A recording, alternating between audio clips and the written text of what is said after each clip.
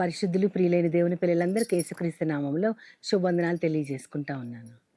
మామూలుగా నేను ఈ డైలీ డివోషన్స్‌కి ప్రిపేర్ అవుతా ఉన్నప్పుడు, దేవుని వాక్యం తీసుకొని దాని మీద ధ్యానం చేసి ఈ డివోషన్‌కి ప్రిపేర్ అవుతా ఉంటాను. అయితే ప్రతిరోజు ఇవ్వడం వలన ఒకరోజు నేను చాలామందిని అడుగుతా ఉన్నాను. నాకేదైనా టాపిక్ సజెస్ట్ చేయండి. దాని మీద నేను దేవుని సహాయంతో మెడిటేట్ చేస్తూ దాని మీద నేను ప్రిపేర్ అవుతానన్నప్పుడు ఒక స్నేహితులు ఒక 2 టాపిక్స్ సజెస్ట్ చేశారనమాట. అది వినడానికి చాలా తేలికగా ఉన్నా సరే, దాని గురించి ఇంచుమించుగా ఒక 5, 6 రోజుల నుంచి ఆలోచించుకుంటూ చాలా నోట్స్ ప్రిపేర్ చేసుకున్న మీదట దానిని నేను చెప్పడానికి సాహసించాను. ఏదైనా దేవుడు మనకి ఇచ్చినటువంటి జ్ఞానము ఇతరులకి ఆయనను మహింపరచటంలో, ఆయన గురించినటువంటి సువార్త తెలియజేయటంలో ఏ డివోషన్ అయినా సరే, ఏ వాక్యమైనా సరే మొట్టమొదట దేవునిని ఘనపరచాలి. ఆ తర్వాత అది మన జీవితానికి అదే విధంగా మనం చెప్పిన దానికి దేవుని ఘనత సరిగ్గా మన జీవితానికి సరిపోతుందో లేదో కూడా మనం చూసుకొని అది మాట్లాడాలి. అయితే వారు నాకు చెప్పిన టాపిక్ ఏంటంటే, జీవితంలో క్రైస్తవునిగా సాక్ష్యం కలిగి ఉండటం ఎలాగా?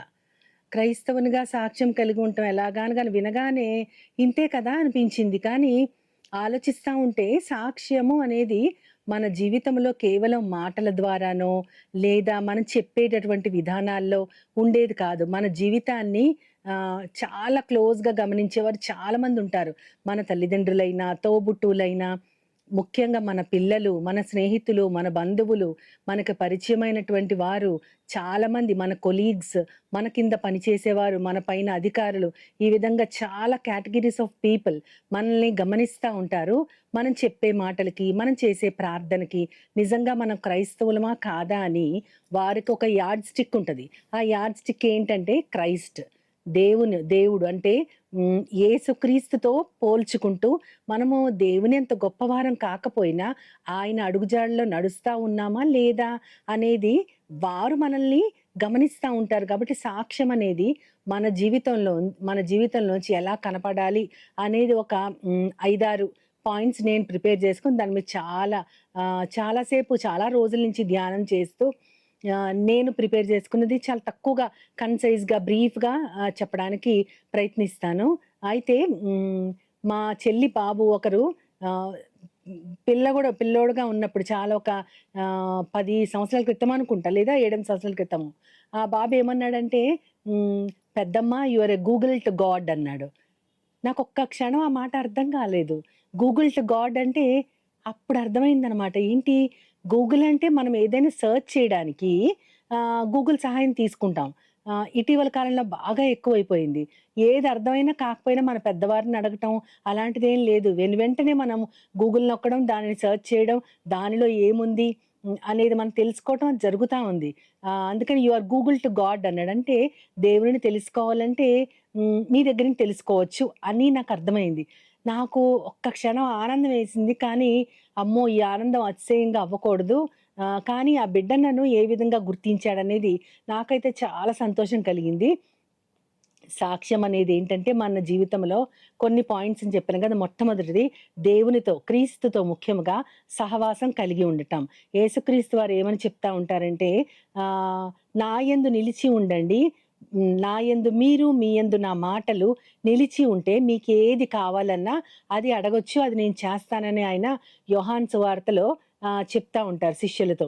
అంటే ఆయన యందు నిలిచి ఉంటేనే బాగా ఫలిస్తాము. నేను ద్రాక్షావల్లిని, మీరు తీగలంటారు. అక్కడేంటంటే ఒక సహవాసం.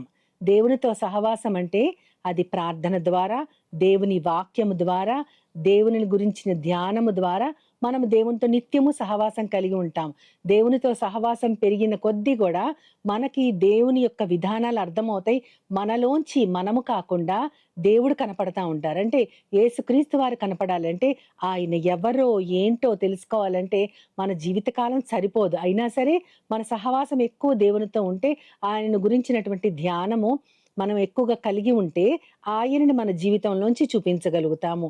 ఒక చెట్టుకి ఉన్న కొమ్మ, ఆ వేరు కలిగి ఆ 2 కూడా కనెక్ట్ అయ్యి ఉంటేనే ఆ వేరులోంచి కొమ్మలోకి నీరు కానీ, ఆహారం కానీ కొమ్మలోకి వెళ్ళినప్పుడే ఆ కొమ్మకి పువ్వు గాని, పండు గాని పూయటం, కాయటం జరుగుతది. కాబట్టి దేవునిని మనము కలిగి ఉంటే, దేవుని వాక్యంలో లోతుగా వేరుపారి ఉంటే, మనలోంచొచ్చిన ఫలము ఆత్మ ఫలము 9 రకాలుగా ప్రతిఫలిస్తా ఉంటాం మనము. అది దేవునితో సహవాసం కలిగి ఉంటాం మొట్టమొదటి పాయింట్. రెండవది మారిన మన జీవితం. మన జీవితం మారాలి. అంటే మన జీవితం మారడం అంటే ఇదివరకు ఎలా ఉంది? ఇప్పుడెలా ఉంది? Vast difference. దానికి దీనికి ఏమాత్రం సంబంధం లేదు అన్న విధంగా మనుష్యులు మనల్ని గుర్తించాలి. అవును, ఇతనేంటి? ఈమేంటి ఇంతగా మారిపోయింది? కారణమేంటి? మనం చెప్పకపోయినా, దాని గురించి మనం లెక్చర్స్ ఇవ్వకపోయినా సరే, మనల్ని చూసి వారు గుర్తించాలి అంటే కొరింథీయులకు రాసిన మొదటి పత్రికలో 5వ అధ్యాయము 17వ వచనంలో పౌలు గారు చెప్తారు. ఎవరైనాను క్రీస్తునందున్న ఎడల వారు నూతన సృష్టి. మనం నిజంగా ప్రేమ కలిగి ఉన్నామా? మన మాటలు ఇదివరటి కంటే ఇప్పుడు స్వచ్ఛంగా దేవుని ప్రేమతో నిండి ఉన్నాయా? మన చర్యలలో నిజాయితీ ఉందా? మనం క్షమాగుణం కలిగి ఉన్నామా? ఇది మన మారిన జీవితం. ఇదివరకు మనం గట్టిగా కేకలు వేసేవారం, కోపం చూపించేవారమైతే ఇప్పుడు దానికి కాంట్రాస్ట్‌గా పూర్తి నిదానంగా, సాత్వికంగా ప్రేమ కలిగి ఉన్నామా లేదా? ఇదివరకి మనం లోపల ఒక విధంగా, బయటొక విధంగా ఉంటే, ఇప్పుడు యథార్థత కలిగి నిజాయితీతో మనం మాట్లాడుతున్న విధానాన్ని ఇతరులను ఆశ్చర్యానికి గురి చేయాలి. అవును, వీరు ఎంతగా మారిపోయారని వారు తెలుసుకోగలగాలి. అది నిజమైన మారిన జీవితం. అలాంటి మారిన జీవితం మనలోంచి ఎవరైనా చూడగలిగితే నిజంగా క్రీస్తుని మనం కలిగి ఉన్నాం, క్రైస్తవునిగా మనము సాక్ష్యం కలిగి ఉన్నామని చెప్పొచ్చు. అది మారిన జీవితం. అదే విధంగా మంచి క్రియలు. నిజంగా మంచి క్రియలంటే ఏంటి? రకరకాలుగా చెప్తారు. దానము, ధర్మము లేదా ఇతరులకి ఏదైనా దానిలో వారికి కావాల్సింది అడిగినప్పుడు ఇవ్వడమో, లేదా ఇంకా రకరకాలుగా ఒక్కొక్క ధర్మంలో ఒక్కొక్క విధంగా హిందువుల ధర్మంలో ఒక విధంగా, ముస్లిమ్స్ ధర్మంలో ఒక విధంగా ఉంటది. కానీ క్రైస్తవునిగా మన జీవితంలో సాక్ష్యం కలిగి ఉంటాం ఎలాగా అనేది మన టాపిక్ కాబట్టి, మన క్రియలు దేవుని ఎదుట మురికి గుడ్డల మూటలాగా ఉంటది. కాబట్టి అది మన క్రియల వల్ల వచ్చేది కాదు. మరి దేని వల్ల వస్తది? మంచి క్రియలంటే ఎలాంటివి? అంటే యేసుక్రీస్తు వారు కొండ మీద ప్రసంగంలో మత్తయి సువార్త 5వ అధ్యాయంలో 16వ వచనంలో ఎంతో స్పష్టంగా చెప్తారు. మనుష్యులు మీ సత్క్రియలను చూచి పరలోకమందున్న మీ తండ్రిని మహిమపరచగలుగునట్లు వారి ఎదుట మీ వెలుగు ప్రకాశింపనివ్వండి. అక్కడ ఏమంటున్నారంటే, మీరు చేసేటటువంటి మంచి క్రియలు చూసినప్పుడు వాళ్ళకి ఎలా ఉంటదంటే, మనల్ని చూడగానే, మన క్రియలు చూడగానే, అబ్బా! పలానా సో అండ్ సో ఎంత మంచి క్రియలు చేస్తున్నాడు కాదు. అది కాదు వారు చెప్పాల్సింది. వీరిట్లాంటి క్రియలు చేస్తున్నాడంటే వారి దేవుడు ఎంత గొప్పవాడు, ఎంత మహిమగల దేవుడు. ఆ దేవునిని పట్టి గదా వీరు ఇలాంటి క్రియలు చేయగలుగుతున్నారు. ఈ మనుషులు ఏ మనుషులమైనా మనమందరం కూడా ఒక్కొక్కరికొక్క పేరుండొచ్చు. కానీ మన శరీరాలు కాదిక్కడ ఇంపార్టెంట్. మన ఆత్మ నడిపిన విధంగా శరీరము ప్రవర్తిస్తుందా లేదా అనేది ఇంపార్టెంట్. కాబట్టి మనము చేసే క్రియల వల్ల మనకి కాదు వచ్చేది పేరు, దేవునికి కలిగే ఘనత, ఆయన మహిమపరచబడటం చాలా ముఖ్యము. కాబట్టి మనుష్యులు ఆ విధంగా మీ తండ్రిని మహిమపరిచే విధంగా మీ క్రియలు ఉండేటట్లుగా వారి ఎదుట మీ వెలుగు ప్రకాశింపనివ్వండి అన్నారు. అంటే మీ వెలుగు ప్రకాశించటం అన్నారు కానీ, మీ మాటలు వినిపించండి వారికి, మీ చేతలు కనపడనివ్వండి అని అనలేదు. మీ వెలుగు ప్రకాశించడంటే క్రైస్తవ జీవితం అంటే అదొక వెలుగు. సాక్ష్యం కలిగి ఉండటం అంటే అదొక వెలుగు. సాక్ష్యం కలిగి ఉండటం అంటే అదొక పరిమళం, సువాసన అన్నమాట. అంటే క్రీస్తునందు ఊరేగిస్తూ మేము ఆయనకి పరిమళ ధూపంగా ఉన్నాము. క్రీస్తునందు దేవుడు మమ్మల్ని జయోత్సవంగా ఊరేగిస్తున్నాడు. ఎక్కడికెళ్తున్నా క్రీస్తుకి సువాసనగా మేమున్నాము, రాయబారులుగా మేమున్నామని మనం పత్రికా వాక్య భాగాల్లో చదువుకుంటా ఉంటాం. పౌలు గారు చెప్తా ఉంటారు. కాబట్టి క్రైస్తవ జీవితంలో, మన జీవితంలో సాక్ష్యము కలిగి ఉన్నాము అంటే దాని అర్థం ఏంటంటే, మన జీవితం ఒక వెలుగులాగా ఉండాలి, ఒక సువాసనలాగా ఉండాలి. 4వది పరిశుద్ధత. పరిశుద్ధత అంటే నేను పరిశుద్ధుడని ఉన్న ప్రకారం మీరు కూడా పరిశుద్ధత కలిగి ఉండండి అని పేతురు గారు రాసిన మొదటి పత్రిక 1వ అధ్యాయం 16వ వచనంలో చెప్తా ఉంటారు. దేవుడు పరిశుద్ధుడు, మనకు ఆ విషయం తెలుసు. మన జీవితంలో కూడా అనేక అవకాశాలు మనకు వస్తూ ఉంటాయి. అంటే మంచి ఉద్యోగంలో ఉన్నవారు, అధికారులుగా ఉన్నవారు ఏదైనా ఒక పని చేయడానికి, ఆ పని చట్టబద్ధమైందే అయినా సరే త్వరగా చేయడానికో, త్వరగా చేసి పెట్టినందుకో, లేదా ఆ పనిని సాఫీగా సాగనిచ్చినందుకో ఎక్స్ట్రా అమౌంట్, దానిని చాలా మంది లంచం అనడానికి ఇష్టపడట్లేదు. అది గిఫ్ట్ అంటున్నారు. లంచం వేరు, గిఫ్ట్ వేరు అంటున్నారు. కానీ ఏదేమైనా మనము గవర్నమెంట్ వారికో లేదా అధికారులు ఒక అధికారి కింద పని చేస్తున్నప్పుడు ఆ పని కోసం మనకివ్వబడినటువంటి వేతనం దాన్ని జీతం అంటారు. కానీ ఆ పనిని కొంచెం త్వరితగతిన ఒక షార్ట్ దానిలో చేసినప్పుడు, దానిని ఒక అడ్డదారిలో చేసినప్పుడు దానిని ఏమంటారంటే దాని కోసం తీసుకునేటటువంటి దాన్ని లంచము అంటారు. అటువంటివి ఏమీ లేకుండా అధికారులు ఉండగలరా? బాప్తిస్మిచ్చే యోహాను గూడా చెప్తారు. మీకు వచ్చినటువంటి జీతాలతో సరిపుచ్చుకోండి, లంచం తీసుకోకండి, ఎవరిని బాధ పెట్టకండని ఆయన బాప్తిసం ఇచ్చేటప్పుడు చాలామంది ఆయన మాట్లాడిన మాటలతో మారు మనసు పొందినప్పుడు, అప్పుడు మేమేం చేయాలి అని కొంతమంది అడుగుతారు. అడిగితే అక్కడ అధికారుల్ని మీరు లంచము తీసుకోకండి అని చెప్తారు. అదే విధంగా అక్కడ రక్షక భటులు ఉంటారు. వాళ్ళకేం చెప్తారంటే ఎవరిని బాధ పెట్టకండి అంటారు. అంటే వారున్న ఉద్యోగములు, వారు చేసే పనులు, అంటే వారు చేసేటటువంటి ఆ పనులు ఇతరులకి బాధ కలిగించకూడదు. ఆ విధంగా వారు ఉండగలగాలి. అది పరిశుద్ధత. అంటే మనకొచ్చిన అవకాశం, దానికి మనం పేర్లు ఏదైనా పెట్టుకోవచ్చు, కానీ ఆ అవకాశం, తప్పు చేయడానికి అవకాశం వచ్చినా సరే ఆ తప్పు చేయకుండా ఉండటమే పరిశుద్ధత. కొంతమంది నా మనసుకి పాపం అంటుకోలేదు, నా శరీరానికి ఉన్నా పర్వాలేదు, ఎందుకంటే శరీరం మట్టిలో కలిసిపోయేది, ఆత్మ మాత్రమే దేవుణ్ణి చేరుకుంటది కాబట్టి శరీరం వేరు, మనసు వేరు, ఆత్మ వేరు అని మాట్లాడతారు. కానీ ఆత్మ మాత్రమే దేవునిది. ఆ ఆత్మ చొప్పున నడుచుకునే వారే దేవుని కుమారులు అనబడదురు. ఎందరైతే దేవుని ఆత్మ ప్రకారం నడిపించబడతారో వారు మాత్రమే దైవ కుమారులు అనబడతారని మనకి రోమీయులకు రాసిన పత్రిక 8వ అధ్యాయంలో ఉంటది. కాబట్టి మనము ఆత్మచేత నడిపించబడిన వారమైతే పరిశుద్ధత కలిగి ఉంటాం. ఎందుకంటే ప్రభువు కూడా పరిశుద్ధుడు. ఇంకా 5వ దానికొస్తే ప్రేమ కలిగి ఉంటాం. మనము ప్రేమ కలిగి ఉన్నామా లేదా అనేది మన చర్యల్లో, మనం చేసే పనుల్లో, మన విధానాల్లో అది ఎప్పుడు బయటపడతానే ఉంటది. ప్రేమ అనంగానే యేసుక్రీస్తు వారే గుర్తొస్తారు. కానీ యేసుక్రీస్తుని ప్రతిబింబించేలాగా ఈ లోకంలో ప్రేమగా మనం ఉండగలుగుతున్నామా లేదా అంటే ఒక్కొక్కసారి ఉంటాము. పరిస్థితులన్నీ బాగున్నప్పుడు అందరూ కూడా ప్రేమ కలిగే ఉంటారు. పరిస్థితులు తారుమారైనప్పుడు మనలో అసహనం, చిరాకు, కోపం వచ్చేస్తా ఉంటాయి. కానీ పరిస్థితులు అనుగుణంగా లేకపోయినా సరే, ప్రతికూల పరిస్థితుల్లో అయినా సరే యేసుక్రీస్తు వారి ప్రేమను మనం ధరించగలిగి ఉండటమే క్రైస్తవ జీవితంలో ప్రేమ కలిగి ఉండటం. దానికి ఒక గొప్ప సాక్ష్యం మిషనరీస్. వారు తమ జీవితాన్నంతటిని కూడా దేవుని ప్రేమ చూపించుకోవడానికి ఈ లోకములో ముందుగా మానవులకి, అంటే ముఖ్యంగా మన దేశంలో మనుషులకి అవసరమైన బేసిక్ నీడ్స్ ని వారు అమర్చుకుంటూ, మన దేశంలో ఒక ఇంగ్లీష్ మీడియం తెచ్చినా లేదంటే మంచి ఎడ్యుకేషన్ తెచ్చినా సరే, ఎన్నో చాలా రకాలైన దురాచారాల్ని ఇరాడికేట్ చేసినా సరే అది కూడా క్రైస్తవ మిషనరీస్ వల్లే సాధ్యపడింది. ఎందుకంటే వారు దేవుని ప్రేమతో మనుష్యులని ప్రేమించారు.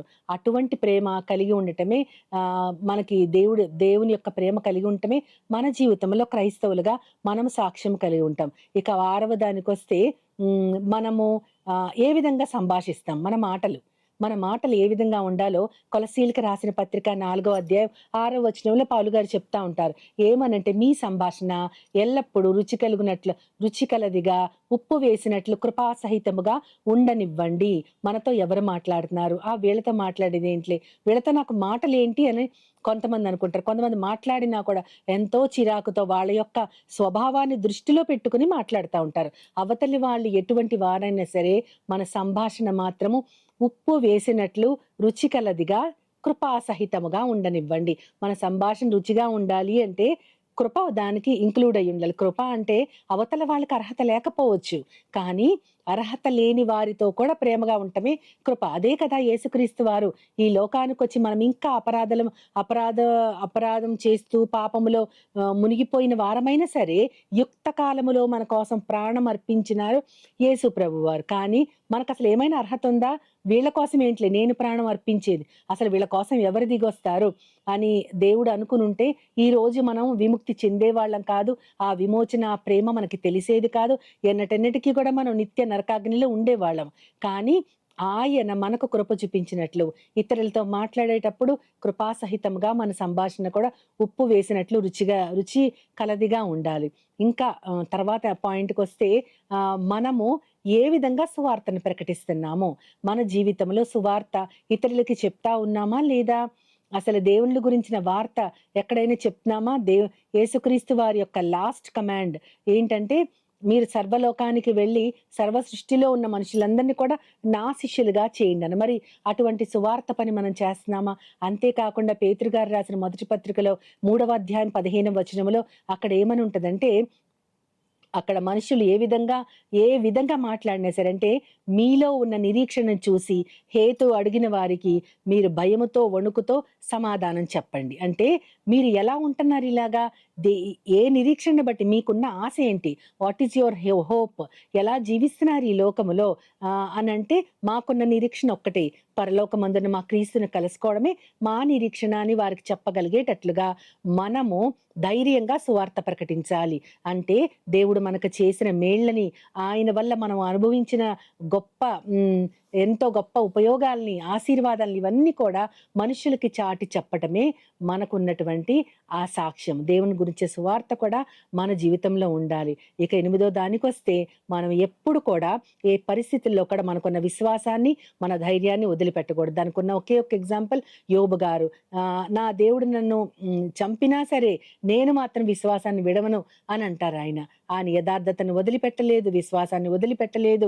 తన స్నేహితులు ఎంతగా తన వైపు వేలు పెట్టి చూపిస్తున్నా సరే ఆయన మాత్రం దేవుని యందు ఆశ, నిరీక్షణ, అదే విధంగా ఆ కలిగి ఉన్న ధైర్యాన్ని ఆయన విడిచిపెట్టలేదు.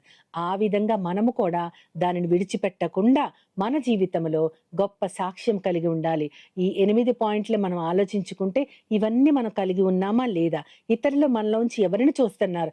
అమ్మో ఈమెతో మాట్లాడటం కష్టం, కాలికేస్తే వేలికేస్తే, వేలికేస్తే కాలికేస్తుంది అనుకుంటున్నారా? లేదా అమ్మో వీళ్ళతో మాట్లాడుతుంటే మనల్ని మాట్లాడినవారు వారే మాట్లాడతారు అనుకుంటున్నారు. లేకపోతే మన దగ్గరికి యాక్సెస్ లేక అమ్మో ఈమెకు కానీ ఈయనకు కానీ కొంచెం చిరాకు ఎక్కువ అని అనుకుంటున్నారా? ఇవేవి కూడా యేసుక్రీస్తు లక్షణాలు కాదు. ఆయన వ్యభిచారంలో పట్టబడిన స్త్రీని కూడా అమ్మ అని పిలిచారు. ఆయన ఎంత ప్రేమ గలవంటే తనని సిలువేస్తున్న వారిని కూడా వీరేం చేస్తున్నారు వీరికి తెలియదు, వీరిని క్షమించు తండ్రి అని వేడుకున్నటువంటి గొప్ప మనసు, గొప్ప ప్రేమ, గొప్ప కనికరము గల మన గొప్ప తండ్రి, సత్యవంతుడు, జీవాన్ని ఇచ్చేటటువంటి గొప్ప దేవుడు. ఆయన మన జీవితంలో ఆయన ఉన్నారు అని అనడానికి సాక్ష్యం కలిగి ఉంటాం అని మన పేరు పెట్టుకుంటాం.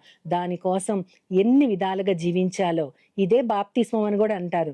బాప్తిస్మం కేవలం ఆచారం కాదు, కానీ మన జీవితం మారింది అని ప్రజలు గ్రహించగలుగునట్లు మన చర్యలు, మన మాటలు, మన ప్రేమ, మన యొక్క ఆలోచనలు, తలంపులు అన్నీ కూడా మన లోపలున్న దానికి బయట చేసే పనికి సింక్ అయినప్పుడే ఖచ్చితంగా క్రైస్తవునిగా ఈ లోకంలో మనం సాక్ష్యం కలిగి ఉన్నట్లు. అటువంటి గొప్ప సాక్ష్యాన్ని కలిగి ఉండటానికి దేవుడు మనకు సహాయం చేయాలని ఆయన ప్రార్థిస్తూ, ఆయన సహాయాన్ని వేడుకుంటూ కోరుకుందాం. ప్రేమ నమ్మకం గల నా ప్రియ పరలోకపు తండ్రి, జీవితంలో క్రైస్తవునిగా సాక్ష్యం కలిగి ఉంటాం ఎలాగా అని ప్రవ్వా మేము కొన్ని నిమిషాలు ధ్యానించుకున్నాం. దీనితో మా ధ్యానం పూర్తయిందని కాదు కానీ ప్రవ్వా, దీనిని ఆధారం చేసుకుని ప్రవ్వా ఎంతో మంది గొప్పవారు ఎన్నో మాటలు చెప్పారు. కానీ పరిశుద్ధ గ్రంథంలో ఉన్న వాటికి అనుగుణంగా మా జీవితాల్ని సరిదిద్దమని గొప్ప సాక్ష్యం కలిగి ఉండటానికి మేమందరం కూడా మా జీవితాల్ని నీ పాదాల వద్ద పెట్టుకుంటూ మమ్మల్ని అందరినీ కూడా ప్రవ్వా అటువంటి జీవితానికి ఆద్యులుగా చేయమని నీ ప్రియ కుమారుడు నా ప్రియ ప్రభువైన యేసుక్రీస్తు వారి ద్వారా కోరి ప్రార్థిస్తున్నాను పరమ తండ్రి. ఆమేన్, ఆమేన్, ఆమేన్. వందనాలు. As Jesus now, He's always near.